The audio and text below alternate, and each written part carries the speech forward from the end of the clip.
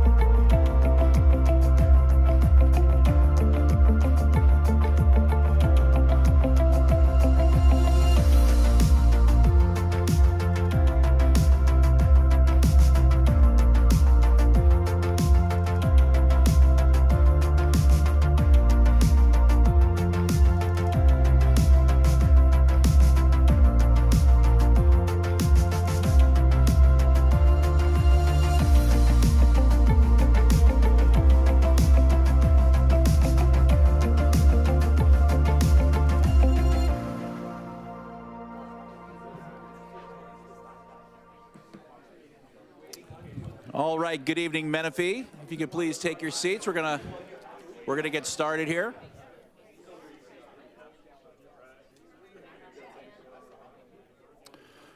Welcome, welcome, welcome to our regular City Council meeting. I'm going to call the meeting to order at 6 o'clock and 20 seconds.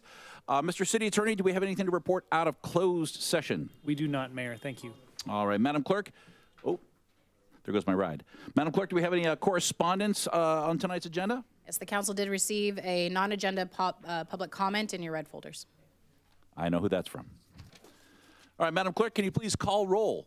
Councilmember Dynas. Here. Councilmember Diedrich. Here. Councilmember Temple. Here. Acting Mayor Carwin. Here. And Mayor Estrada is absent. Thank you very much.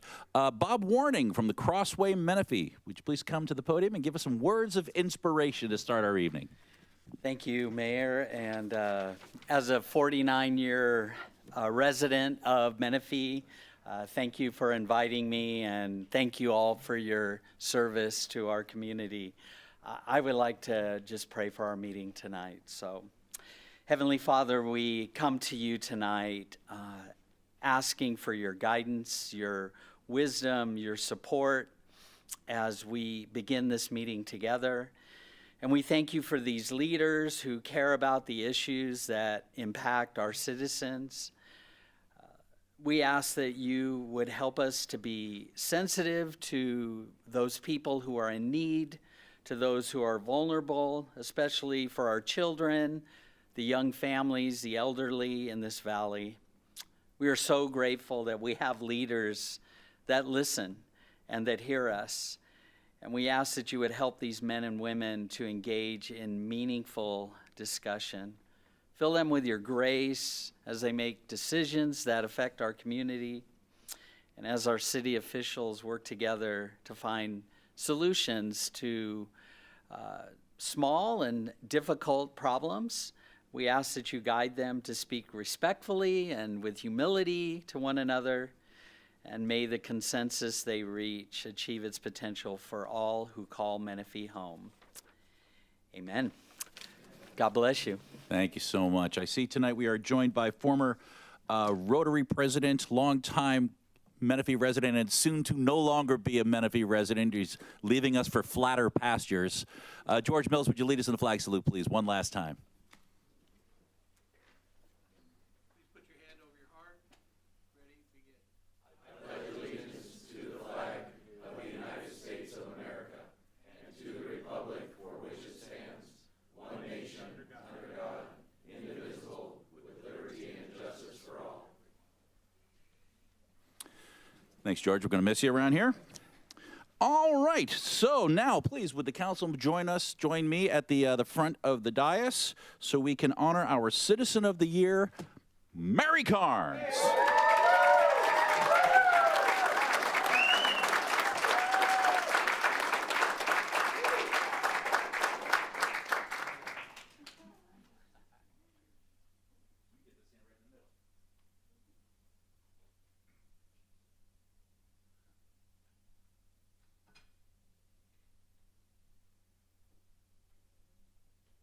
There we go. So Mary was my selection for Citizen of the Month 1 month last year, and the wisdom of the Menifee Citizens Advisory Committee, they get to choose the Citizen of the Year from all of the Citizen of the Month candidates, and they've chosen Mary Carnes to be Citizen of the Year, so we're going to honor her tonight. First of all, thank you for being here and bringing such a large contingent. We appreciate that.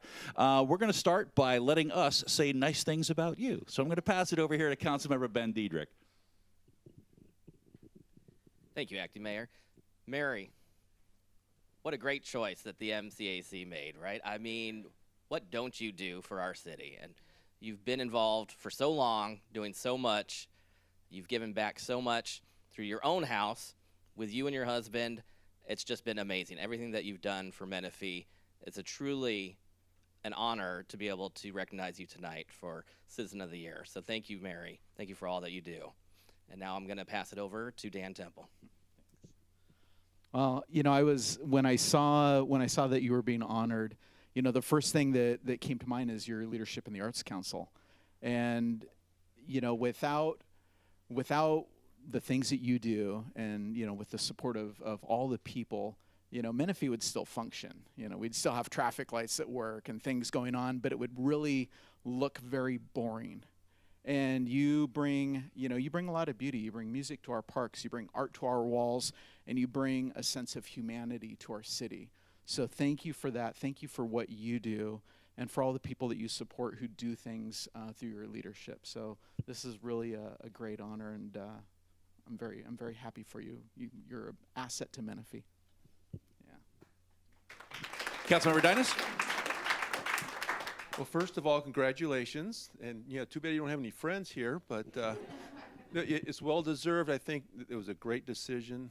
When every time your name keeps popping up in everything, so it's almost easier to list the things you don't do because there's a shorter list.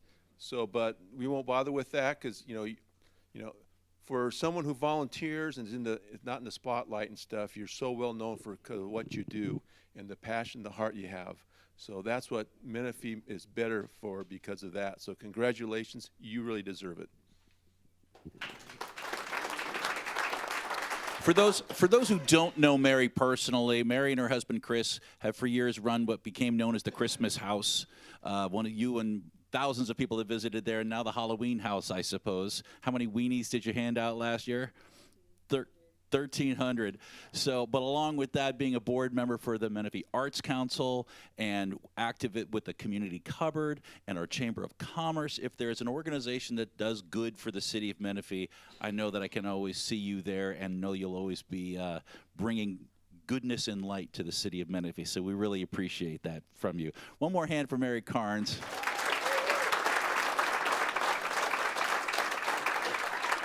What I'm going to do is I'm going to present you with this award on behalf of the city of Menifee, and then we'd love to hear just a few words from you, all right? So right here, this award says a 2025 Citizen of the Year presented to Mary Carnes in recognition of your outstanding contributions and service to the city of Menifee. That's for you, and thank you. We'll hear from you first, and then we'll take a couple of pictures.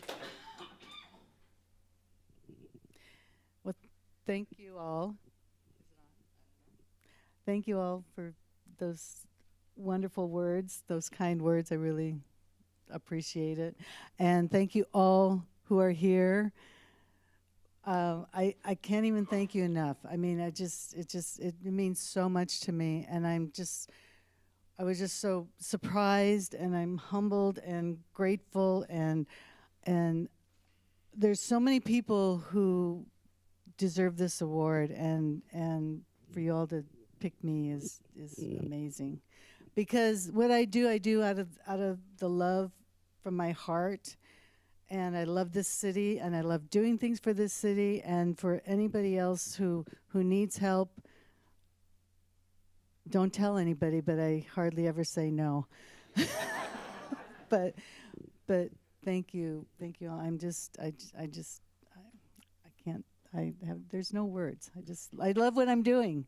Pay it forward. Everybody just pay it forward. That's what I do. I'm going to give you this to hold, and then we'll have Phil come up and take a couple of pictures with the council, and then we're going to have all the supporters come up. We'll take a big group picture.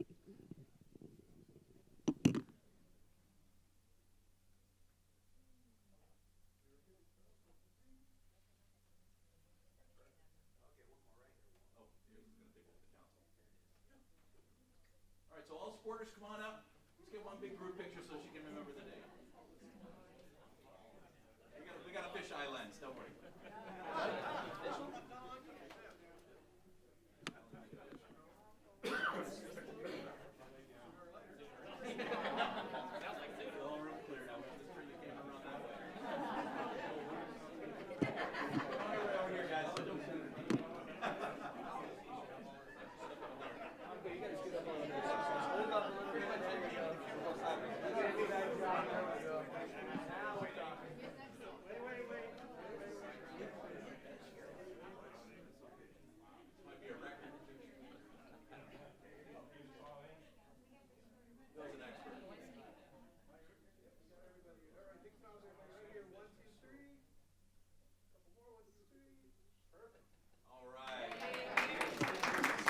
One more hand for Mary Carnes.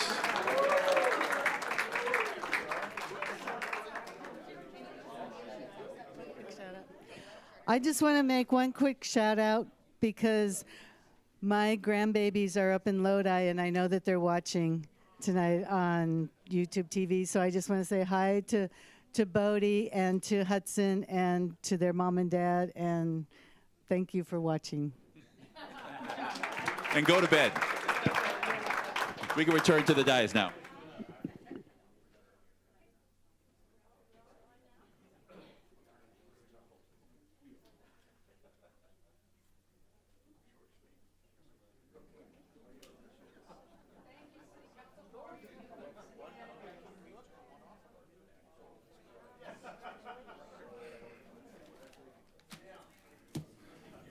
Well, all right.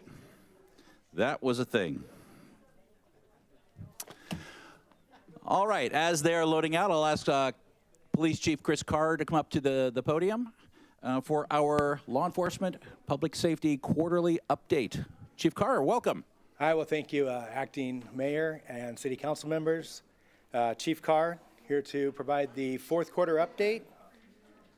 Here we go.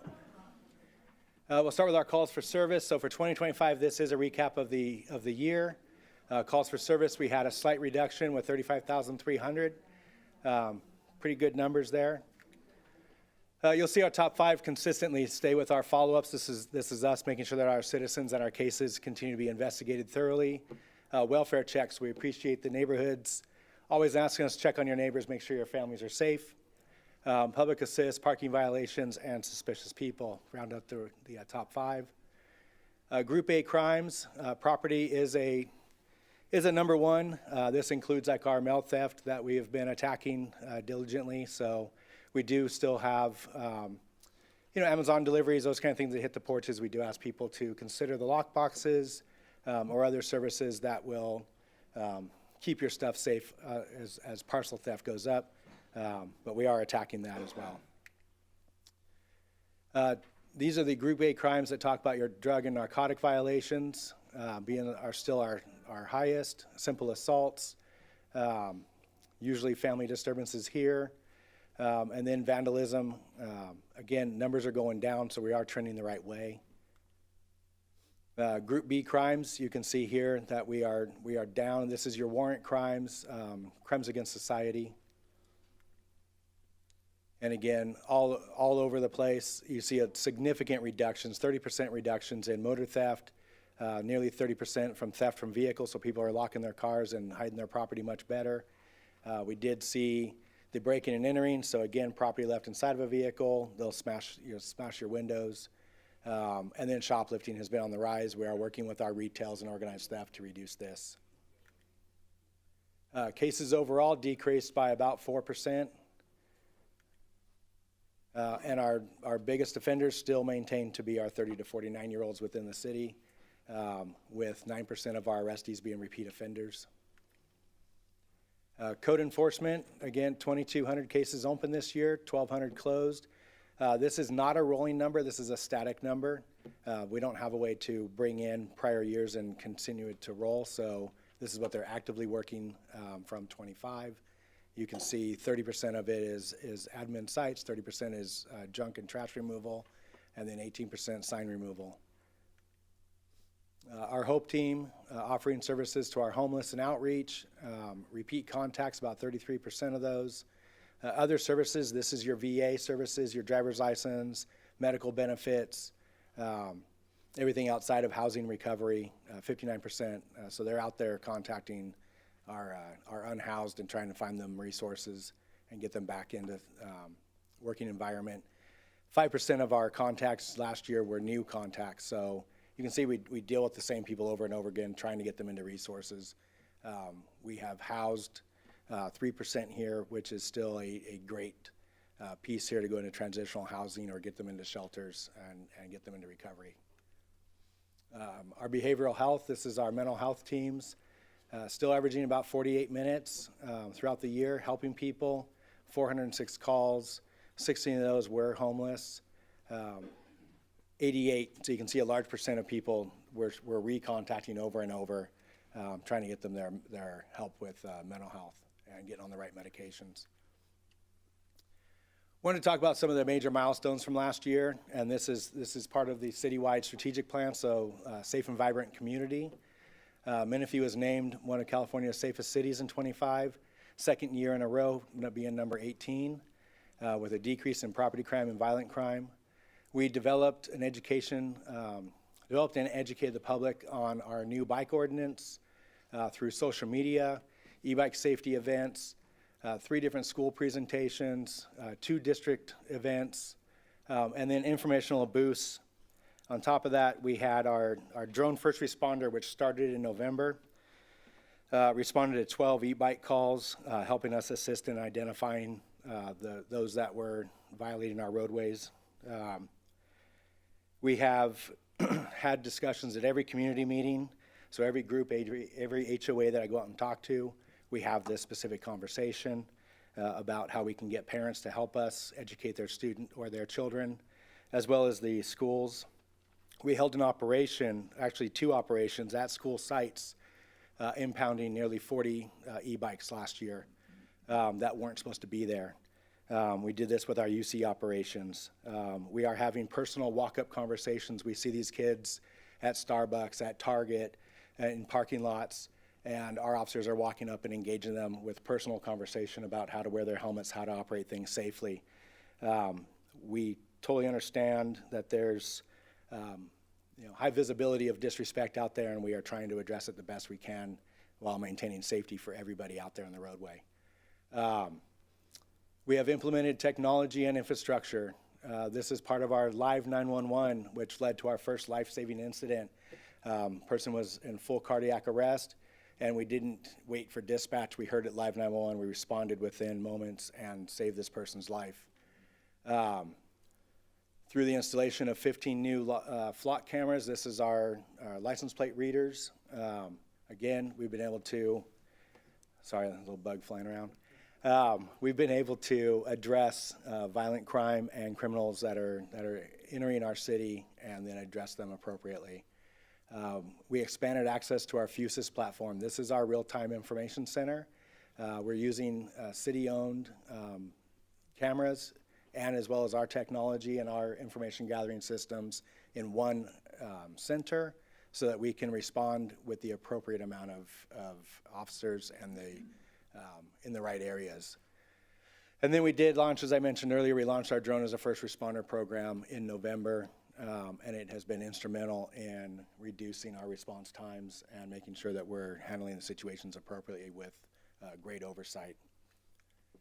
As we continue with the major milestones, our community engagement, we partnered with Inland Regional Center to develop the Blue Envelope program here for our individuals that need assistance with intellectual development on hearing disabilities. We developed our first of its kind post-certified course. This was a course that was created by a local college professor and individuals within our department and has been post-approved, which is our state approval, and brought out to our community. Many agencies have actually requested that we come out and train. We've held multiple trainings.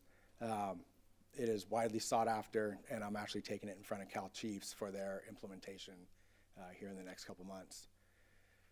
Strengthen community engagement through Coffee with a Cop National Night Out and department tours, 31 community requested events, presentations, Boys and Girls Club, and then 13 campus events, career fairs, First Responder Day, All-Star Field Day.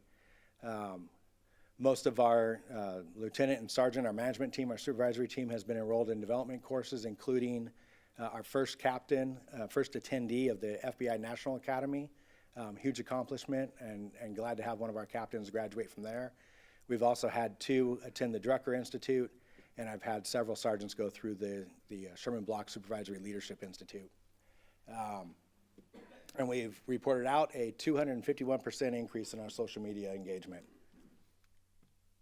Within the community, you can see we attended the Safe Family Justice Center, elementary school presentations, and holiday cheer, where we went to all the hospitals around the town and engaged people who couldn't or were hospitalized and law enforcement appearance. It was a great event. Empowering Abilities Resource Fair. I know a few attended this. Again, this was outreach, part of our autism awareness and our special needs and abilities. This was a great participated event within the community. Heroes and Helper, this was our former Shop with a Cop. We partnered with Target, and we had, I think it was 11 teenagers, or I'm sorry, 11 middle school and elementary school age children that we provided breakfast and took them shopping. During this last quarter, we had a couple of promotions, Lieutenant Perez, Sergeant McNinch, and then hiring Officer Covarrubias, Delira, and Lee. Lee just finished training. Delira returned to us in patrol a couple months ago. And then our community service officer, Fatten, and Chaplain Proxmeyer, welcome them to the team. Upcoming events, we have our Business Academy in partnership with the Chamber starting March 3rd. And then we have our Empowering Abilities Resource Fair again, April 18th. With that, I am open to any questions. Thank you, Chief. I am making sure that Resource Fair is on my calendar. And we'll make sure to pass out the flyers as well. Outstanding. Do we have any questions for the Chief as far as the quarterly update goes? I do have a question. So I want to circle back on the e-bike thing. Yes, sir. So is there been any outreach with other law enforcement agencies or guidance on how they are dealing with enforcement? We've had several conversations. As we were developing even the ordinance, we were having conversations about what they're doing. We're also dealing with the struggles. We've spoken with the Sheriff's Department. We've spoken with Marietta. A lot of it is education. And again, we do attempt to stop these kids when we see them, taking over our roadway or engaging in actions that we don't want. When they run, we have to determine whether we're going to continue that or, use our technology. So part of it is we are using our body cams, we're using our in-car cameras to capture that video and then return back to the schools and try and identify them that way. We are following social media posts. So we've engaged outside law enforcement as well in just different ways to address this. A lot of it is education. A lot of it is we need the parents to step up and be parents. Yeah, and the hard part of that is the kids who are riding 30 across on the roadway doing wheelies and donuts and running stop signs. An education class isn't going to give them an epiphany to go, oh, I guess I shouldn't be doing that. Like, they know that. That's why they're doing it. Yeah. But maybe this is a joint question for you and our city attorney. Is there anything we can do as far as identifiable to flock cameras? Because I know identity is where we're spending most of our energy. Is there anything we can require as a city on a bike? I know we can't have DMV license plates, but is there a sticker with a QR code or something that our flock cameras can identify so we can make it easier to identify violators? So you can put that in your municipal code, but you can't enforce it. So it sort of amounts to not much. But I know other jurisdictions have put it in their municipal code. It sort of announces that a program exists for the purpose of registering or identifying e-bikes. Some people might think it'd be easier to find the bike if it were to be stolen, et cetera. But if an individual refuses to engage in that program, you won't have any remedy. Why is that? Is that a state law? Is that a supremacy clause issue? What is that? It is. It's a state law preemption issue. The state is in charge of licensing of those of vehicles, and the bikes fall within the scope of that preemption. So we can't, if we had a registration program and somebody refused to participate, we don't have the ability to enforce. That's correct. Got it. One thing that, Mayor, just to add, sometimes school districts will get involved because the bikes need to park at schools, and so schools through their channels can impose a sticker or a licensing requirement as a prerequisite to being allowed to park the bike at a school. But not as a municipality. Not as a municipality. Great. All right, that was a great update. I really appreciate it. Were you going to say something? Well, I was going to say we have engaged the schools in those conversations over registration, and that's where some of these operations came in. So we are attempting every avenue to address this. Good. And I just want to say that, I'm not opposed to the e-bike. I see kids every day who are using them just fine, and they're having fun, and they're enjoying themselves, and they're a fun mode of transportation. And dare I say, ne'er-do-wells ruining it for the rest of them. But, an outright ban of e-bikes in the city of Menifee doesn't seem plausible. No, it doesn't seem plausible, and it's not appropriate for some of the communities that do depend on them to get to where they need to as far as school. I've seen other cities that have done age restrictions, and it's not a very popular move in those Yeah. areas. So, Well, I appreciate the information on the steps that are being taken. I know it seems like it's labor intensive, but we appreciate those efforts. Thank you. Any other questions for Chief Carr? All right. Thank you very much for that update. all right, thank you, sir. All right. That takes us to agenda approvals and modifications. Madam Clerk, are there any modifications for tonight's agenda? There are none. All right. Can I ask City Council for all in favor to approve the agenda as modified? Aye. Aye. Any opposed? Hearing none, the agenda is approved. Madam Clerk, are there any public requests for public comment on non-agenda items? We do. All right, so this is the time for members of the public to address the council about items which are not listed on the agenda. The Ralph M. Brown Act limits the council's ability to respond to comments on non-agendized matters. That's why we're not answering your questions in a back and forth. At the time such comments are made, each speaker will be allotted up to 3 minutes on any single item. Madam Clerk, please call the first speaker. Lori Clough, followed by Jesse Sims.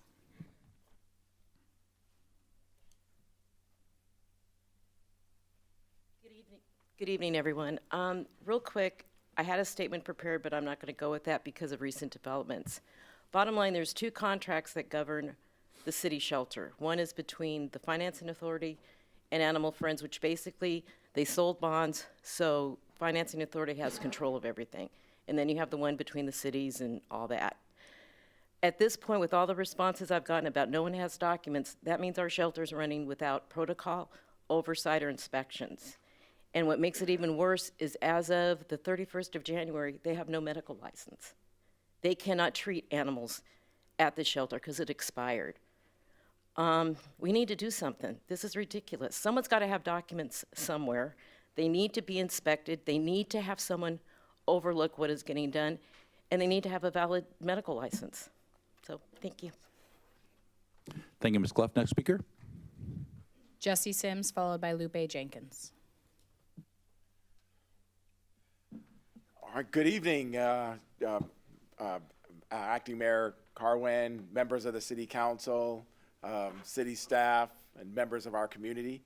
My name is Jesse Sims. I am the past chair for the Menifee Valley Chamber of Commerce. I surrendered that position to Vicki Carpenter. She is now the chairwoman for the chamber.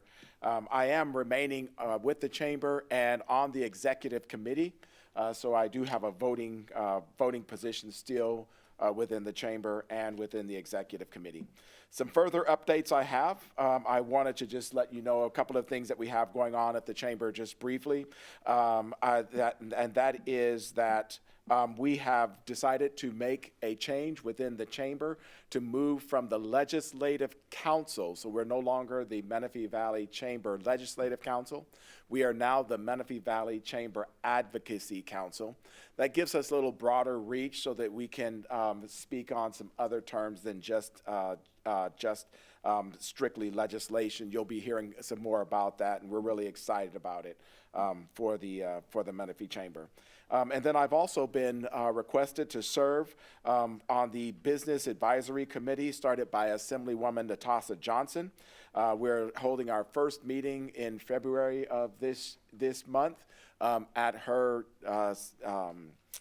Corona office, and I'm excited about representing our fine city.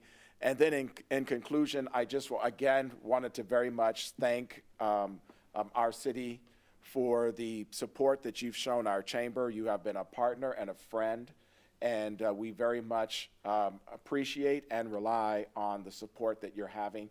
Thank you so much for attending our events. Mayor Carwin, you have been just an absolute champion for us. I want to publicly say to you, thank you very much for what you do for our chamber and how you advocate. It means so very much to see you at our events. So thank you for that. And that's all. Thank you. Thank you, Mr. Sims. That was a really pathetic round of applause. Dare I say unenthusiastic. That was better. That's right. Next speaker. Lupe Jenkins.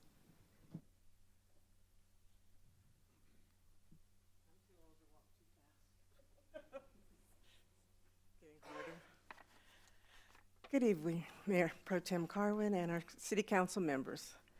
I'm here again, and as one of Menifee's animal advocates. Tonight I'm here to share findings from my recent research, which I told Dean Daines, I think, that Lori can find anything in research, so be careful. Don't try to hide it. Tonight I'm here to share findings from my recent research into backyard breeding and animal licensing. Findings that reveal serious regulatory gaps and an alarming lack of oversight. Under California law, hobby breeder permits are generally required when breeding dogs or cats for sale or transfer at the local level. These requirements are commonly triggered when more than one litter is produced in a year, or when animals are sold within a 12-month period. These permits are intended to ensure minimum standards of care, veterinary oversight, and microchipping. However, enforcement is delegated to cities and counties. And in Menifee, that enforcement appears unclear or absent.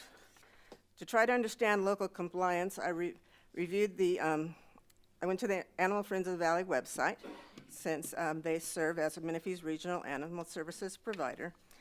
And while kennel permits are required for property housing, there's no clear or accessible information regarding breeder-specific licensing or reporting. That absence matters, because what's not known, it can't be tracked. So we need to know what's going on. I then reviewed the Menifee City Code, specifically Chapter 9.235.050, and which was interesting, but that regulates the kennels and the catteries, including breeding operations. While penalties for violations exist, so you can get in trouble, there is still no transparent system for breeder licensing reporting or public accountability. As a result, there are no reliable statistics on breeding activity, no meaningful oversight, and no way to assess the impact on shelter intake, animal welfare, or public safety. Too many pages. During this same research, I reviewed the licensing status of Animal Friends of the Valley, their spay and neuter clinic, and as Lori mentioned, their license to run that clinic has expired, which I was surprised at. Hopefully it will be renewed soon, but California state law states that operating an animal facility without a valid license exposes the city and its contractor to serious legal consequences, as our attorney knows, including fines, closure, and potential criminal liability.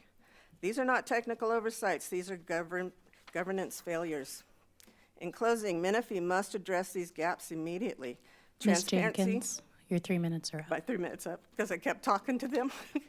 But you get the gist, all right? Thank you. Thank you, Ms. Jenkins. Any other speakers? No other speakers. Any other speakers? Nope. I couldn't hear you over that round of applause. All right, moving on. Item number 8 on our agenda is council member updates and comments. This is the time for City Council to provide any updates or comments on meetings and events that they have attended. We'll start at the right with council member Diedrich. Thank you, Acting Mayor Carwin. Since our last meeting, I was able to attend on January 22nd as the liaison from us to the chamber, the Menifee Chamber Commerce Board meeting. And then on the 28th, after the holidays, we resumed the Southwest Elected Collaboration meeting. Was able to attend that as well. That's it for me since last week. Thank you. Councilmember Temple. On the 31st, I attended the Arts Council Menifee at the K. Sinistero Center. Very enjoyable and very, very nice for the city. On the 2nd, I attended the Riverside Conservation Authority Board meeting in Riverside with nothing to report. And on the 3rd, I attended the Menifee Interfaith Council meeting. Thank you very much. Alternate Presiding Officer Dinas. Thank you. Since our last meeting, I attended the RTA Board of Directors meeting. Nothing to report out other than business as usual. I attended the RTA's T-Now committee, where we had an update from RCTC on the traffic relief plan. And this afternoon, I attended RTA's operations and admin committee meeting, which business, normal business. Thank you very much. Had to do some fun stuff over the last couple of weeks. I attended the grand opening of the Mount San Jacinto Junior College Studio 215. They're a new source for local news. Fantastic. Check it out online. I attended an RCTC Budget and Implementation Committee. Nothing too exciting to report out of there. I was able to award a certificate of recognition to Louis Marcroft, who you might know if you've ever been to the Sun City Post Office, the old one. Louis worked there for 30 years, and he retired at the end of last week after 30 years, so we went with the city and awarded him a recognition to thank him for that service. As part of RCTC, I attended a 2-day workshop in Cathedral City on traffic issues. A couple interesting things. It was voted on $80 million was awarded for environmental review for a train line going from Coachella to LA. So hooking up Los Angeles and Coachella is something that's working its way through. The goal, I mean, the goal is completion in 2040, but it's got to start somewhere. It's a $1 billion project, but it's going through the environmental review right now. Also, options were reviewed for a major rehabilitation of the 91 express lanes, widening those out, adding a lane, and paving them and making them more accessible and updating the equipment there. Completion goal there is 2035 with a budget of over $200 million. This stuff is expensive. I attended the Live Jam concert event up at the Center for Spiritual Living. I was at the Arts Council reception on Saturday, which was nice.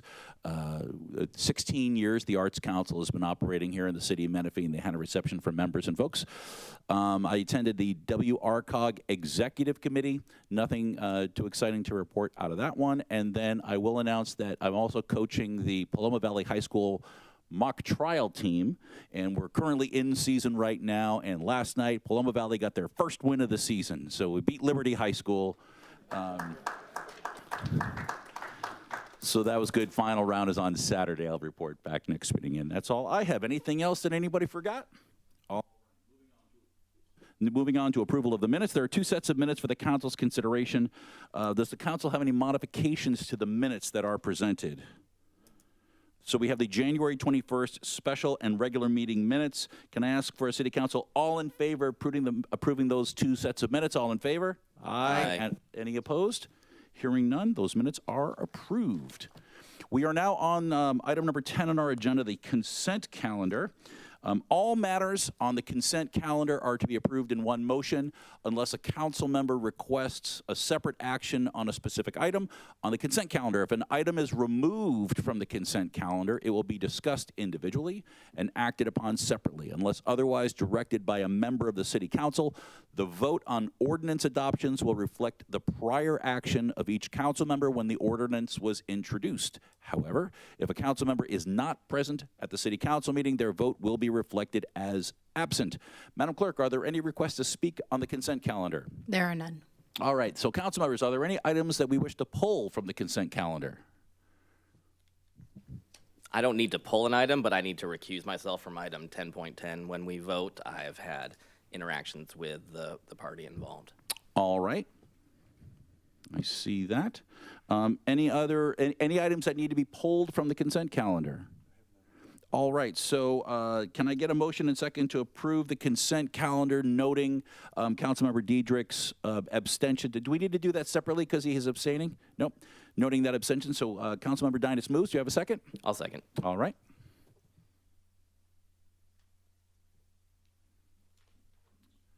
The consent calendar passes 4-0. Which moves us to item number 11 on our agenda, public hearing items, the appeal of Planning Commission decision for the Menifee Pemcor Business Park project. Could I please ask Director Hernandez to introduce the item? Good evening. Good evening, Acting Mayor, members of the council, Orlando Hernandez. Today's presentation will be given by Senior Planner Russell Brown. And we used to have 2 appeals. It's now down to 1, and he's going to go over the specifics.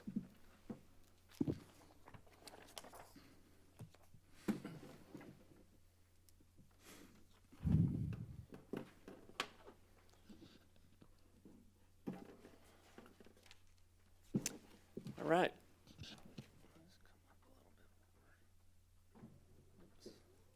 And before we get into it, let me just ask you as a precursor, which appeal are we dealing with? You said there's only one left of the two. There was SAFER and the Golden State Environmental Justice Alliance. Which one are we with today? So I'll go over it in more detail, but this is Golden State Environmental Justice Alliance. And does Golden State have anybody here? I do not believe anyone is in attendance for Golden State. I'm just anticipating where this thing's going to go at the end of it. So, all right. It doesn't appear so. I'm going to close this window. Thank you. All right. All right. Again, good evening, Acting Mayor and fellow council members. Russell Brown, Senior Planner, here to present the Menifee Pemcor Business Park Project Appeal and Major Plot Plan. So first, a timeline of the major milestones related to the project. On December 21st, 2023, the applicant submitted a project application to city staff that was then reviewed and routed to the various city departments for review. Shortly thereafter, it was determined that an EIR was required, and on July of 2024, the notice of preparation and the scoping meeting for the EIR occurred. The 45-day public comment period occurred from September 2nd to October 16th. A handful of comments were received. Those comments were reviewed, analyzed, and responses were provided in the form of the final EIR that was sent out to the commenters on October 31st of last year. On November 2nd, the public hearing notice was sent out to all property owners, in this case within 1,000 feet, notifying them of the scheduled Planning Commission hearing on November 12th. The Planning Commission did in fact approve the project on November 12th, and a week later, November 19th, Golden State filed an appeal of the project to the City Council. The project was originally scheduled to go before Council 2 weeks ago on January 21st. The hearing was opened. It was then continued until February 4th. That brings us here to today. So the project site is located along the west side of Ziders Road, roughly halfway between Scott Road to the north and Keller Road to the south. The project site is approximately 20 acres and has an existing single-family residential use on site and has historically supported agriculture uses. The general plan land use and zoning designation for the site is Economic Development Corridor Zone, and more specifically subject to the Southern Gateway sub-area. Properties to the north, south, and east have a similar designation, have the same designation of EDC SG, and properties to the west have a designation of RR2, or Rural Residential with a 2-acre minimum. Approval of the project in the EDC zone requires approval of a major plot plan application.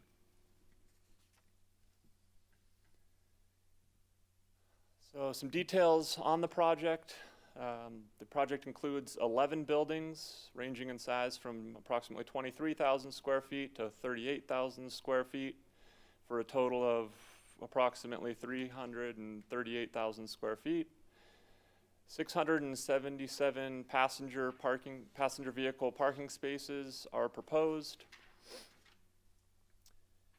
The primary access to the site is off of 2 driveways along Ziders Road. The northernmost driveway is centrally located and is limited to right in, right out turning movements.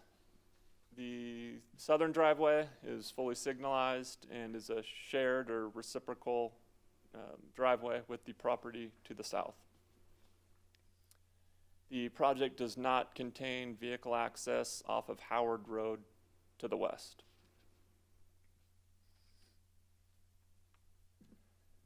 So approximately 13% of the total site, or 116,000 square feet of landscaped area, is being proposed.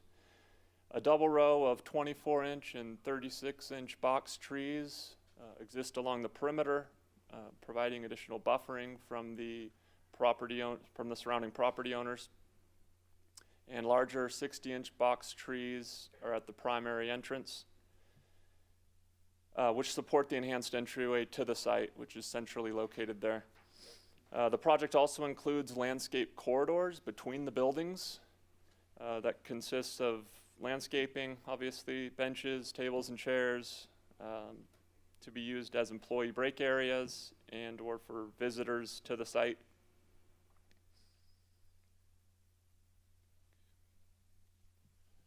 So as mentioned, the project includes 11 buildings ranging in size from 23,000 square feet to 38,000 square feet. The maximum heights range from 38 feet to 40 feet. Unique features of the buildings include inset truck bays and dock doors to reduce the noise and the aesthetic appearance of the large trucks loading and unloading. The primary entrances contain concrete eyebrows, porcelain tile, and tubular steel canopies over those entrances. As discussed in detail at the Planning Commission hearing, the project applicant has agreed to add additional 6 feet of glazing or glass windows along the 2 primary buildings, commercial buildings or office buildings along Ziders Road. And that's been added as a condition of approval.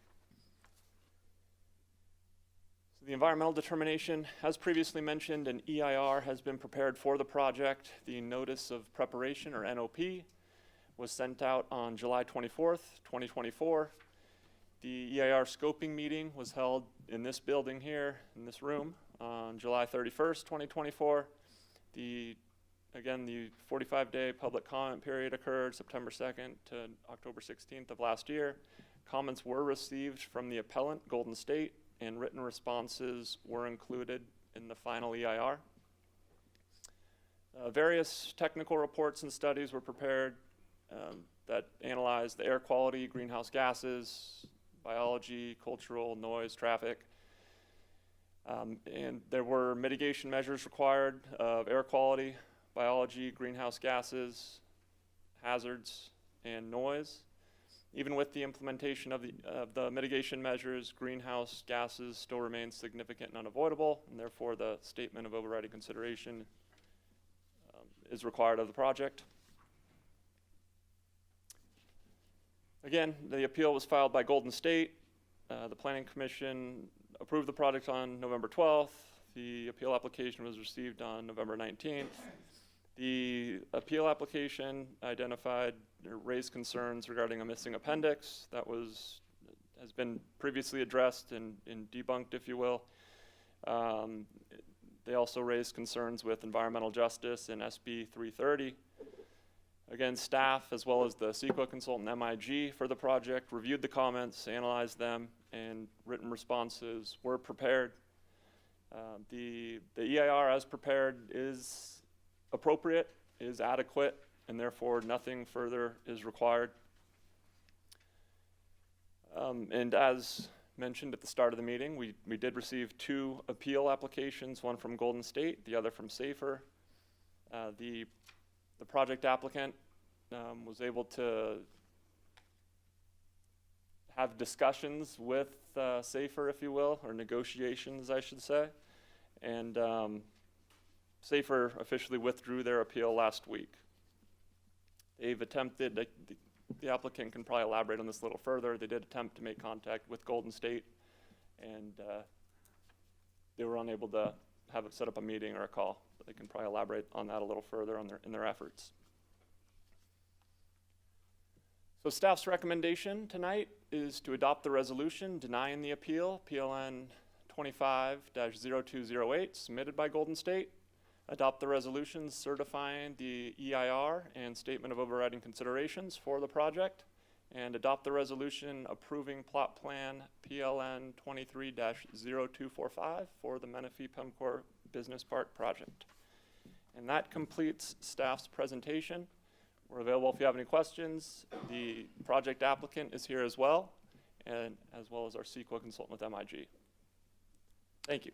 Thank you for that presentation. Now is the time, City Council. If you have questions for staff, does any City Council member have any questions for staff?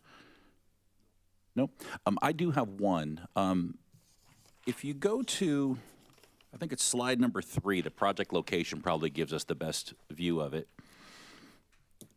If this is a right in, right out, how do vehicles get back to Scott Road? The southern driveway is full access, so it's reciprocal, so they would be able to make a left out. There's a, Well, maybe go to slide number 5 with the project description. perfect.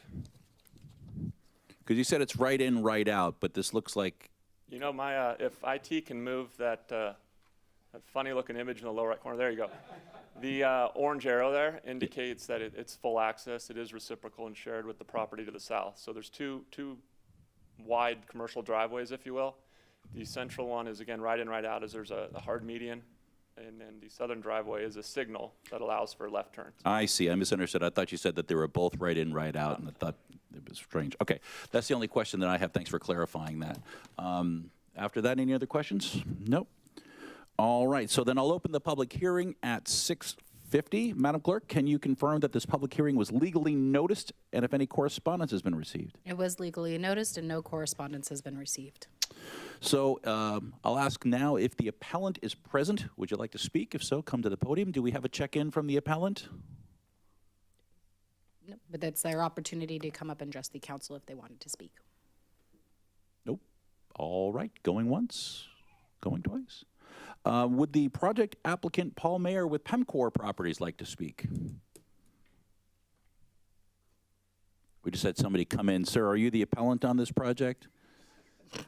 Yes. Would you like to speak at the podium? Good evening, Acting Mayor and members of council. My name's Paul Mayer, and I'm here representing Pemcor, the developer of the proposed project.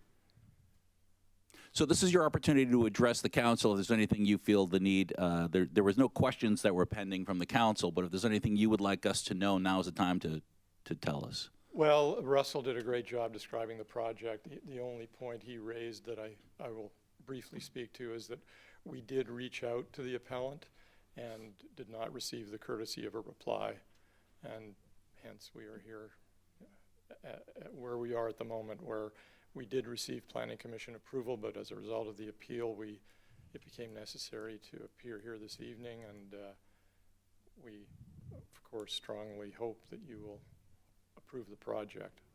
We think it's a great asset for the community and the business community. It was very well received at Planning Commission, and we believe it'll be a benefit to Menifee, and hope you'll approve it. Thank you. We appreciate your resolving one of the appeals with SAFER, and I understand your effort there.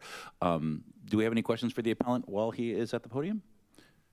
If there's nothing else you'd like to add, you are free to leave the podium. Thank you. Madam Clerk, do we have any requests to speak? We do not. All right. So this is the last opportunity, City Council. Any questions for the applicant or absent appellant? No? All right. I see you reach for your button, Councilmember Dynas, did you?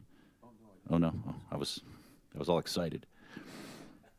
All right, so at this time, I'll close the public hearing at 6:53. Any comments from the council or any motions to make? We have 3 resolutions for adoption. We don't? All right. Oh, Councilmember Temple, you're up on the queue. Thank you. You know, I've got to say this. You know, being the new person here and not an attorney, you know, it bothers me that the city's time gets wasted by somebody, by an entity that has no ties to the city, wasn't retained by anybody in the city, probably doesn't know where the city is, yet they go to stop a project that's going to bring good development here that's been approved by our Planning Commission, that has been negotiated between 2 parties and is wanted and desired here in Menifee, that they can do that to attempt to stop a project, to delay it, and to cost money. And that's my only comment. I'm appalled that they come here to do that. Thank you for those comments. Anyone else? All right, so we've got 3 resolutions for adoption. So first, I would make a call for a motion and second to adopt a resolution denying the appeal submitted by Golden State Environmental Justice Alliance. Councilmember Temple, do you want to make that motion?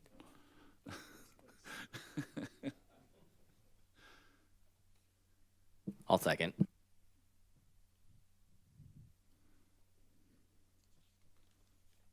so the denial of the appeal passes 4-0. And this one is being done two resolutions together.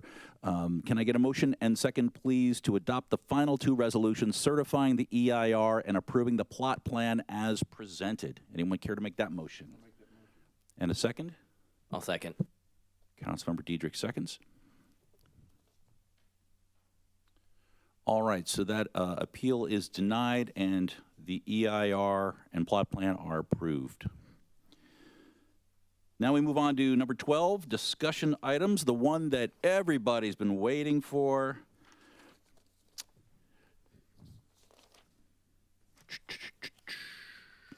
Oops, I skipped a page. There we go. The 2025 to 2030 Pavement Management Program Report Update. Director Fiddler, would you please introduce the item? Good evening, and thank you, Acting Mayor Carwin and council members. Nick Fiddler, Public Works Director. I have the pleasure tonight of presenting the 2030 Pavement Management Program Report that was prepared by Bucknam Infrastructure Group. Unfortunately, he was not able to attend tonight, so I'll be providing the presentation to you. So the Pavement Management Program is part of our Menifee Strategic Plan Alignment for Connectivity and Mobility, enhance accessibility and link the community with sustainable infrastructure to meet the city's needs. Our objective is to work in collaboration with the county, Riverside, surrounding communities, and regional partners to assess and mitigate the impacts of growth and development outside our city limits, providing for regional infrastructure development and essential services. And then our performance measures is to maintain an average roadway pavement condition index, which we'll refer to as PCI throughout the rest of the meeting, of 70 year over year through 2028. Good news is we are above 70. We're at 75, 75.1. The city originally developed its pavement management program in 2011 after incorporation in 2008. Bucknam has performed studies in 2016-18 timeframe and then 2021. A little bit of background, the pavement roadway network is one of the largest assets the city has, but it can also be classified as one of the largest liabilities the city has. It is estimated value of $902 million. We have approximately 397.5 centerline miles of roadway throughout our city, and of that 397.5, we have 128.7 miles of collector and arterials. Those are our major roadways, and then 268.8 miles of local roads. That's your neighborhood roadways. So if you can look at the historical, or the chart at the top, you can see a breakdown of how we've trended from 2016 all the way to 2025. We have shown a decline, unfortunately, but we want to try to turn that transition around and try to stabilize. So you'll see that in part of the report. So currently our arterials collectors, again our larger roadways, are tracking at 71.1. Our locals are 77.7, and then our overall citywide average is 75.1. And you can see the bar charts below as well to kind of show that history. So factors that affect the pavement life. Obviously traffic volumes. The heavier volumes, arterials collectors, that's a lot of wear and tear on our roadways that does damage. The static and dynamic loads, that's a lot of heavy trucks. Those larger truck routes will cause damage. Even our local neighborhoods, the trash trucks that run through those neighborhoods cause damage to our roadway infrastructure. Weather is a significant cause to premature failures, rain events, such like that. They pond and puddle in the roadways and get into the roadway infrastructure. The type of pavement extends the life, or has a determination of what affects the pavement life. Nowadays, they have a new pavement type. It's called rubberized hot mix asphalt. That is a little bit more durable. It has a little bit more flex to it, so it's able to expand and contract with the changing temperatures. It has a little bit higher resistance values. So those types of that type of pavement is stronger than your standard hot mix asphalt. Obviously, concrete pavement is the best, and that's why you see it a lot on the freeways.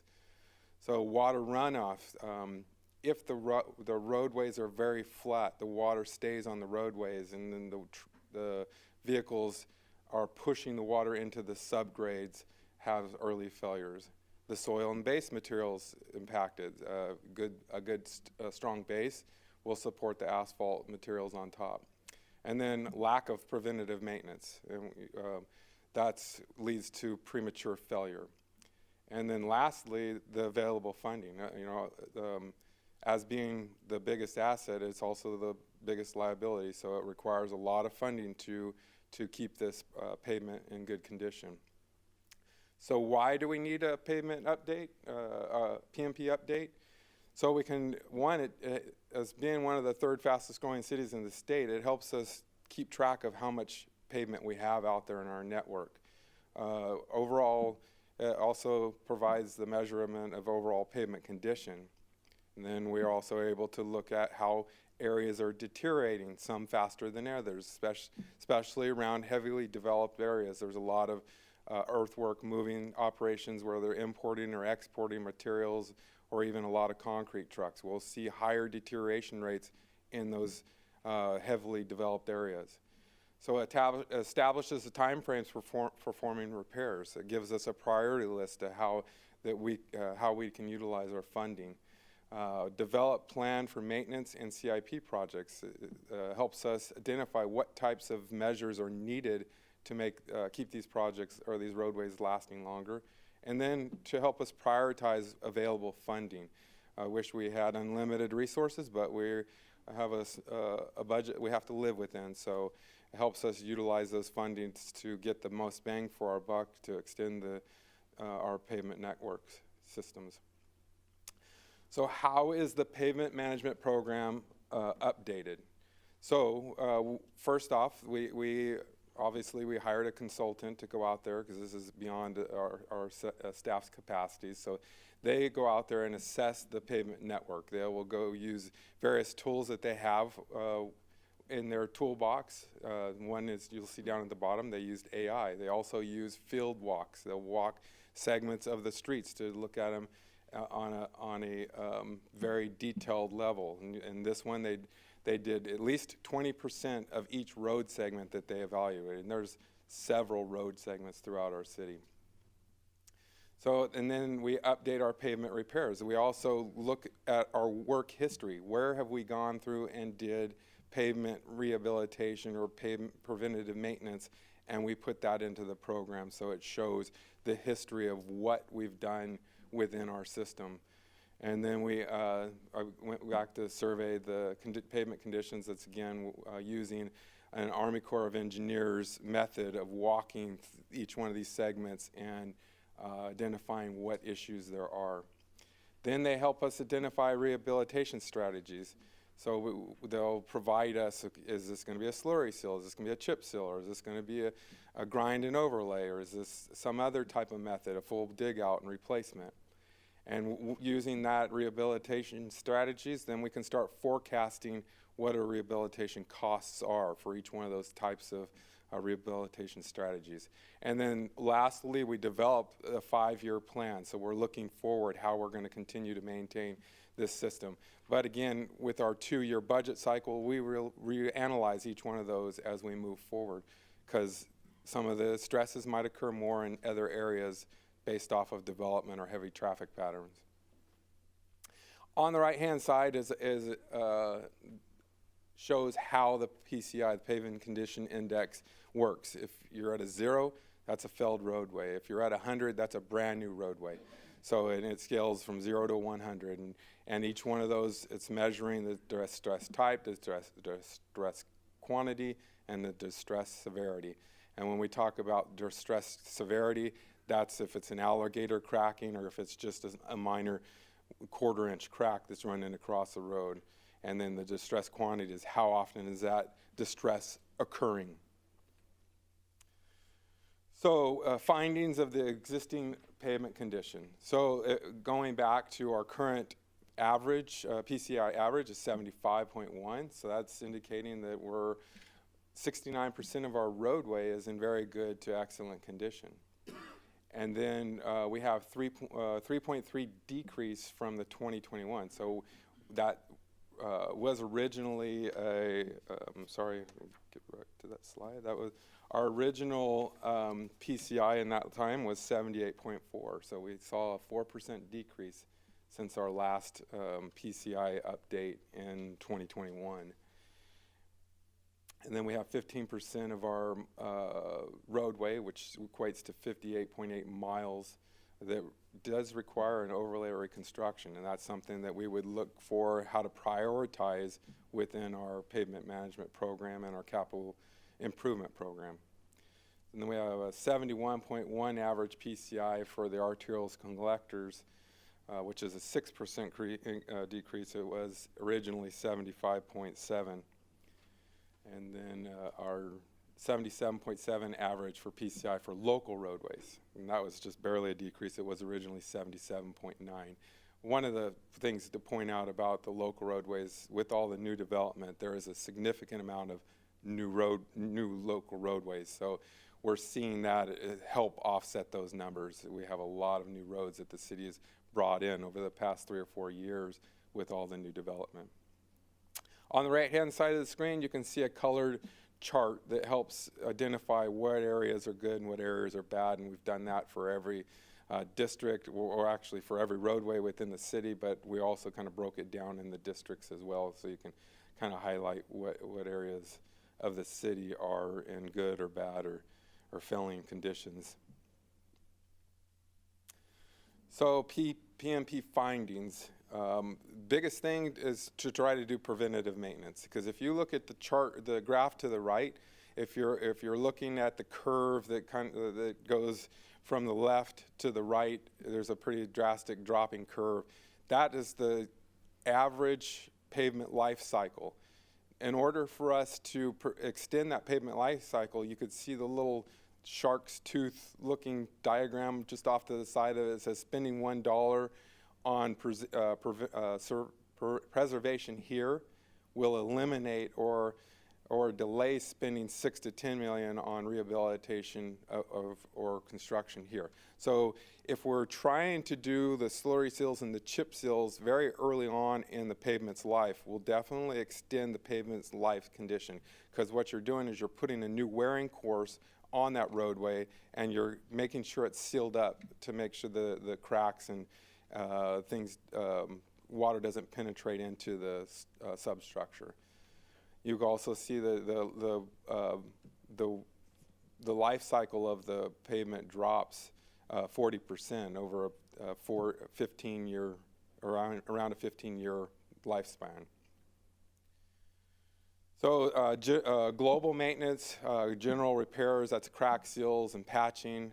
Our crews are out patching at least twice a week, if not more, in the winter times when we're seeing more damage due to the roadway due to rain events. So we're out every Monday and Friday with our patch truck, and then whatever is needed in between based off of what conditions are happening in the roadway. So general crack repairs or general repairs is typically performed between a PCI of 20 and 95. Slurry seals is more to basically, again, protect the pavement surface and keep from penetrating, waters penetrating into the structure, and we perform those between 65 and 85 PCI. Cape seals are a little bit stronger than a slurry seal, so they have a little bit wider band of PCI of 40 to 70. And then a minimal level of service, this will trigger decisions between preventative maintenance and rehabilitation. So a PCI of 65 is kind of when staff starts to look at, okay, what are some of the techniques that we need to do to preserve this? And then major rehabilitations could occur anywhere between 20 and 70. More of the time on our larger roadways, we'll try to hit those, put a good surface on there to protect everything. And then an AC reconstruction, which would be the full depth rebuilding that structure, is 0 to 20, because the roadway is in a failure condition. So the 5-year PMP investment history. So this is what we've spent for the past 5 years. You can see in 2020, 21, 22, we spent almost $3 million in pavement management. In 22, 23, 4.25, 2.28. 2023, or 2023, 24, 4.7, 24, 25, 4.4 basically. And then 25, 26, we're at almost 4.5. 26, 27, we're right now showing 3.5 million, but as we mentioned earlier in our budget, CIP budget update and the budget update, we're looking to increase that number with some available fundings that will be coming forward. So in order to maintain a PCI of 75 over the next 5 years requires a $53 million funding over that 5 years. So looking at $31.5 million in reconstruction and overlay investment and $21.5 for preventative maintenance types of improvements like slurry seals, cape seals, and crack sealing. So that would equate to about $10.6 million annually that we would need for our pavement to maintain the 75 PCI. Right now, as mentioned earlier, we're on the average of spending about $4 million a year if you look at our past 5-year performance. So future annual PMP funding needs. So obviously we definitely need to work with the council on how we budget the CIP during workshops. We'll need to strategize based on available funding to prioritize the projects, utilizing the PMP program and figuring out what we can fund in theirs. We'll be bringing these PMP recommendations to the budget workshops, and then we can also work towards identifying potential funding sources for PMP investment. Our staff are always looking for different types of grants. We always go after a Cal Recycle grant that helps us get recycled rubber. So it's a nominal dollar, but it's a great investment because, like I said earlier, a rubberized pavement is much better than a hot mix asphalt pavement. We're also looking at now that several of our CFD maintenance programs are starting to come to age where we can start looking at some of the developments that have been built after 2015 or not 2015, 2019-20. We've started to accumulate funding in those CFD maintenances that would help provide slurry seals or cape seals or whatever that area would need. So looking at the next 5 years, we'll just start with 25, 26 because that's what we're in. It's recommended that we spend $10.6 million, 5.2 of it in 2.9 of it in slurry cape seals and 5.4 basically in overlay reconstruction. And then same thing, 26, 27, looking at 3.3 million in slurry cape seals and 7 million in overlay reconstruction. And I won't bother you with the rest of that because we'll be revisiting that in the next budget cycle. So moving on or going back, I know that was a lot of information in a very short time, and I'd be happy to answer any questions that you may have. Thank you. Now is the time where City Council gets to ask questions of staff. Councilmember Temple, did I just not clear you from the last one, or are you first in the queue? No, you're good. So Councilmember Dynas, you're first up. Thank you. The last slide you showed was the 5-year CIP projection, and you know the maintenance, the deferred maintenance number keeps going up and up. You know that's almost a death blow to projects. You know, to assets if the deferred maintenance keeps getting pushed off and pushed off. All it does is become more expensive to catch up. We need, we don't have, we're spending quite a bit of money, but, our roads are deteriorating faster than what we're repairing them. Has there been any thought of a strategy how to other than printing money to to try to shorten that gap? Yeah, you were printing money. I'd figure out a way to print asphalt. I'd be making money. So yeah, the way to shorten the deferred maintenance is obviously to do more maintenance, but that comes at a higher cost.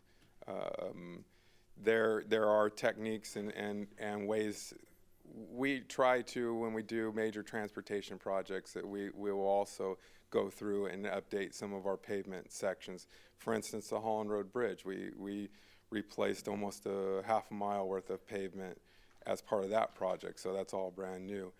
The Scott Road widening project when that project's complete, that'll complete 3 miles worth of roadway. It'll all be new. A lot of these transportation projects do add to the new infrastructure, so we do catch up some ground on some of those projects, and same with the development in our community, because whenever a development comes in, we require them to replace half the road plus 12.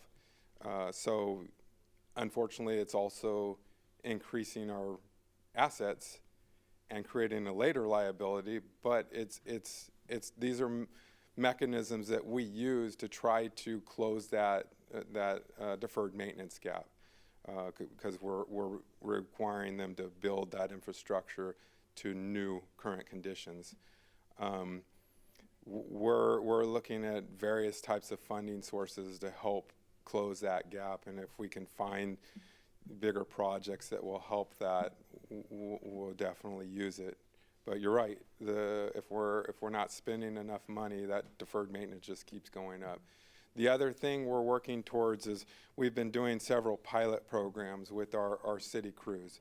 So we've ran a couple of different types of slurry seals, and then we also did a chip seal project on-call projects. So trying to figure out how we can utilize our Public Works Operation Division outside of the CIP to do a lot more preventative maintenance and trying to hit some of the roadways as we can with our staff. We're going out and doing large patches and then coming back with some sort of slurry process or chip seal to prolong the life.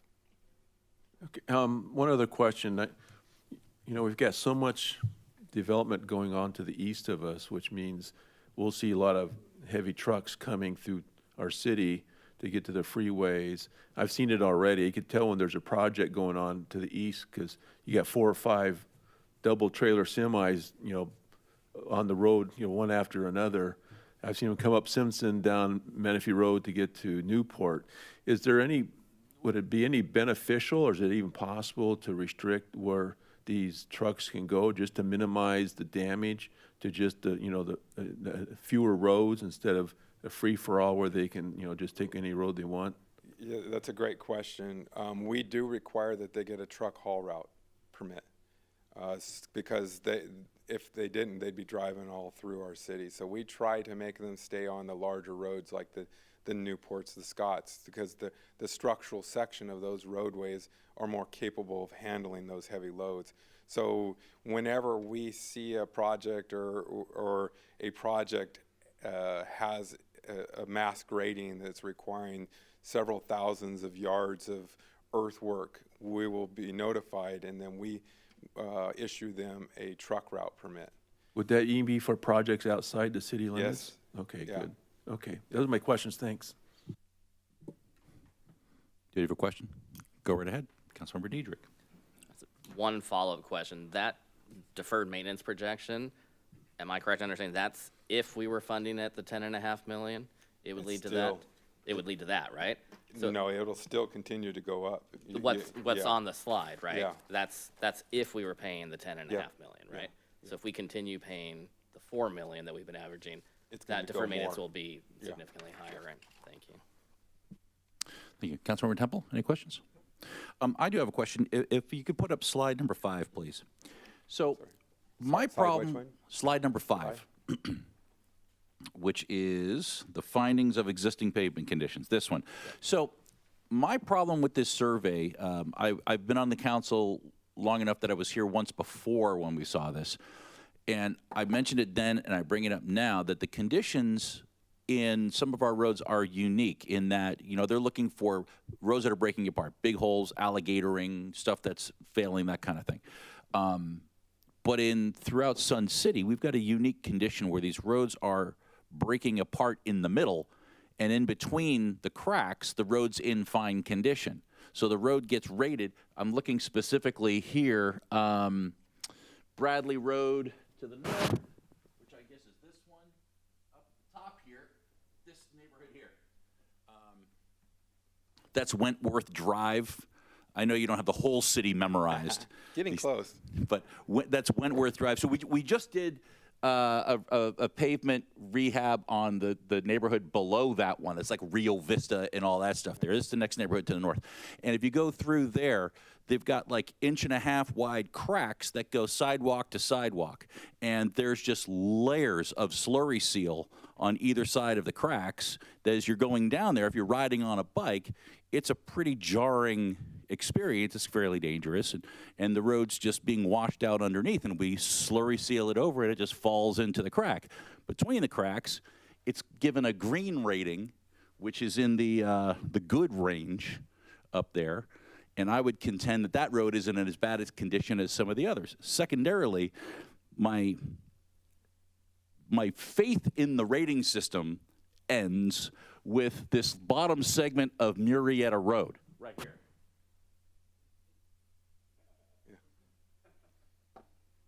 Which, if you're holding a cup of coffee with no lid, and you go from Craig Road to Scott, you're going to be covered in coffee. But that's given a dark green rating between 56 to 70 good. It's ridiculous. So I don't know what they're using for the criteria. I get calls about that segment of road all the time. It's like a double secret, one of the worst roads in the city. And then similarly, you know, and we see yellow over here for Hahn Road. I'm glad that one's at least in yellow because we did half of it once before. But what is I know this wasn't your report, and I appreciate you presenting it to us. Yeah. No. But my question is, what is the criteria when these roads are just? It's like being off-roading on some of these roads, but it's, I mean, I just don't understand. I appreciate the question because it is challenging. Our area, our region, we have huge swings in temperature. It'll be 100 degrees at 2 p.m. and then it drops 15 degrees very fast. And asphalt just cannot expand and contract that fast. And that's what causes a lot of the major transverse cracking that you're seeing. So in regards to the Murrieta Road, it is a rideability, it's horrible, and we agree. But structurally, it is sound. We need to go through and fill those cracks and get that transition. Our crews because it's raised. That's the difference. The part in Sun City are cracks. In Murrieta, they're raised. It's like tree roots going through there. Yeah. So yes, that's because it expands and contracts and they push together. So it creates this. It has nowhere to go. So it pushes up, pulls apart, pushes up, pulls apart. So it gets the pavement going up and down. We've been looking at that. Our staff has been going through Murrieta and we've been grinding out sections because there was also a bad seam right in the wheel path. I don't know who allowed the seam to go right in the wheel path, but that seam started to delaminate and blow apart. So our crews have been going through there and fixing those seams as they have time. But overall, we're looking at a couple different options for that roadway because of the pushing up and the flexing and you're almost like driving through a rumble strip. We're looking at going through and doing a microplaning to knock those little humps and bumps off and then putting a type of chip seal over the top of it to protect it. Those are strategies that I'm working with on our operations side that you previously approved earlier today for $600,000 for us to do things like that. Those Which was are- so that was yeah. kind of my point. So Yeah. that's a different management path than this pavement management project. It's all sort of the same pavement management program, because that is, rideability is, yes, it's a different thing, and that's correct. But when we go through and put that chip seal over the top of it, now we're performing back to that dollar value thing that you saw. When we do that, it will protect those cracks from letting water penetrate into the base. Great. And then I noticed that there were 2 road segments in the entire city that were given red ratings. One of them was Scott Road. I guess it'd be Bundy Canyon, on the other side of Murrieta. We had talked about joining in Wildamar's effort to rehab their section of Bundy Canyon. So has there been any progress on that? We was in communications with Wildemar earlier this week. We're still working. They are going to be awarding their project. We can't go through that, but we can work with them on possibly introducing a change order later if we can figure out and meet. But that would be something that we'd have to bring back to council, because that's going to be a significant funding. So we're in the due diligence phase of trying to figure out what's the best fix for that, because it would be nice if we could piggyback on their project. They've already got bids, but we need time to analyze that, see what the best improvements are. My staff and I drove out through this Monday morning to look at it, to look at what we could do, be cost effective with their project. We're also looking at possibly just doing a standalone on our own. But because of Wildamar's doing this project, it might be easier to piggyback, because they're going to have all the equipment there. But those are things that we are exploring it right now at this point in time to see if that's a feasible project that we can work with them on. Great. And then the last subject I want to touch on with you is this under pavement management. Does that, when we get to the CIP portion of it, does pavement management include sidewalks, or is that just driving roadways for our British friends who might be confused by the terminology? So, yes, it includes not sidewalks, but the ADA ramps. Whenever we do any type of pavement material that's greater than 1/4 of an inch, I believe, we have to make sure that all the ADA ramps are to current code. Got it. All right, So, thank you. That was a very limited question I had. I appreciate that. Thank you. Any other questions from City Council at this point? All right. Let's see here. Madam Clerk, do we have any requests to speak? We do not. Does the City Council have any, this is a discussion item, so we don't need to open the public hearing. Any comments on this? Yes. I'm just grateful that we take the time and effort to do this. I've mentioned it before in previous meetings and again, and I would just, for the most part, we have good roads in the city. We're doing our best to maintain them with what we can, but I would like to continue, as we move forward, to continue increasing the funding to get closer to what's needed to maintain the roads at this quality. Yeah. Part of the frustration is that if we had a magic wand to fix all of the roads today, in 15 years, we'd need to refund that same magic wand to do them all at the same time. So I think seeing the definition of what good roads are, one of the things that the residents have come to me about the road conditions has made me take better notice of what the road conditions are in other cities. And I see that we're pretty comparable. People have an idea of what roads should be, but by and large, there's so many. Doing them all is just hundreds of millions of dollars. So, but I appreciate the breakdown of it so we can see how it is, and eventually we'll get through them all. All right, any other comments? Anything? No? All right, so can I get a motion and a second to approve 2025-2030 PMP report? Second. Oops. There we go. That report passes 4-0. Appreciate Director Fiddler bringing that, because we've been waiting for that for a couple of months while the consultant was ill, and he managed to get up to speed on it to present it. I appreciate that. All right, on to our final item on the discussion calendar, 12.2, the naming of the bridge over Salt Creek at Bradley Road. I believe this was a future agenda item brought by Councilmember Temple. So I see City Attorney Melching is here to introduce the item. Mr. Melching. Yes, thank you, Mayor and members of the City Council. I think this will be a fairly brief item. Last year, Councilmember Temple asked for a future agenda item to discuss the process for the naming of the bridge over Salt Creek at Bradley Road. The preferred name of the bridge was Bradley Road Veterans Memorial Bridge.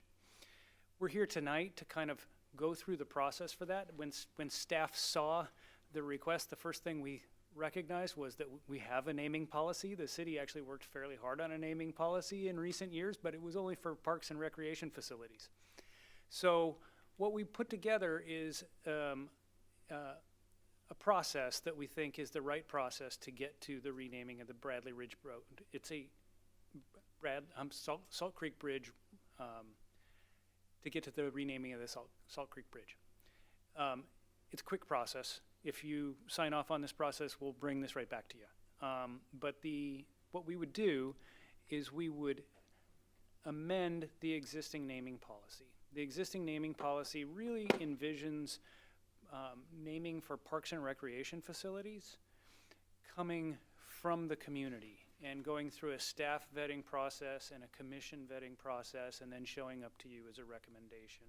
And it was very thoughtful. It tried to consider, the circumstances, what we would prioritize in terms of naming, historical and cultural significance in Menifee, and what we would try and avoid doing as well. So it's got good bones. It just doesn't apply to infrastructure. So the first thing we suggested or are proposing to you for your input is, one, are you okay with us basically expanding that same set of ideas to apply in the context of city infrastructure? That's number one. Number two is, this is a unique situation because we have the city council who is initiating this process. And so it doesn't seem like a natural fit to say, go fill out a form, and then we're gonna run it through a staff vetting process, and then we'll run it through a commission process. You could choose that if you wanna choose it, but we're not looking to put handcuffs on you in terms of the process that would be applicable to you. So what we would do is we would actually create carve-outs that say, a council-initiated process, it goes to the council. The council can decide. You are the policymakers of the city. Get to the ultimate decision maker. So those are the changes that we would bring back, presuming that you want to do that. And then concurrently with that, assuming that you're okay with you being the first, last, and middle authority on the naming, we'll also agendize for action the same night the renaming of the bridge as you direct. So that's it. I had a 2-slide presentation. I thought you guys would really be impressed and relieved with that, so you're welcome. Thank you, Mr. Melching. Do we have any technical questions for staff at this time? Seeing none, Madam Clerk, do we have any requests to speak? We do not. All right, so now is the time to comment. I like the idea of having new language that allows us to say, hey, we didn't think of this, we'd like to take care of it now, please. And allowing, if we make a request like that, it can come directly to us. I like that. I'm just gonna make my 2 comments and then I'll lean back. Secondarily, I'm gonna defer to our veterans on the city council, but the name Veterans Memorial Bridge, the word memorial leaped out to me that it seems to exclude living veterans. And we've always been so inclusive of all of our veterans. I don't know if the word memorial was intended or not for any particular meaning, but for me, I would think Veterans Bridge would be more of an umbrella for our veterans than a Veterans Memorial, but that might be semantic military knowledge I don't have. Do we have any other comments? Councilmember Dinas. Hey, I followed the rules on that. Well done. I agree with you about giving the council the flexibility to bring it, directly to the council instead of having to go through, all these committees and things like that. I mean, it is still our prerogative to send it there if we wanted to, but not do it if we don't, if we feel strong enough to do it that way. So I know that when we did the parks and rec ones, it was for a single purpose why we did it. That was our only focus at the time, was the naming of parks. But now as we grow and get more buildings and things like that, it's probably appropriate to address this now and get it in the books, so we can do that. Yeah, when I talked to Dan about it earlier, is that, the memorial part, when it comes to we have the Memorial Day and all those type of things, and that it is, inclination is first to think of those who, who were killed serving in their line of duty. So certainly they deserve honor. I mean, I guess the intent, what the council wants to either, honor them or honor all veterans. I'm not too sure what else to name it. You need someone a little more creative than me. But, if we could find something that would be more inclusive of all veterans, that would be great. So you're saying you would prefer removing the word memorial? Yeah, it would be preferred, some way, other than, I guess we should say veterans. I mean, that's veterans, that'd be fine. The memorial is like, at first I feel like, well, that is not for me, it's for those who were killed. But if the intent was for all living and deceased, then it would be, that veterans would encompass all veterans then. And it would probably save us about $500 a letter. Comments? Councilmember Temple, this was your item. Would love to get your feedback on it. Well, so regarding the policy change, I agree. I think that I think that would just be an easy fix to allow us to the freedom to do that. Regarding the name, it just rolled off the tongue at the moment. The intent was to honor veterans, not necessarily only those who have died, but to honor all veterans. So whatever change would work, removing memorial perhaps, but I think the intent was to honor our veterans, and that's a great place to have it. So. One other thing, would it be possible that, when the staff gets ready to come back, they can maybe come up with some suggestions other than, we have more creative people on staff than I would ever be able to come up with, and maybe see what else, is out there, the other cities and other places around the country that have something that sounds real good that you can bring back and give us a list of things to choose from then. The Bob Carwin Memorial Bridge.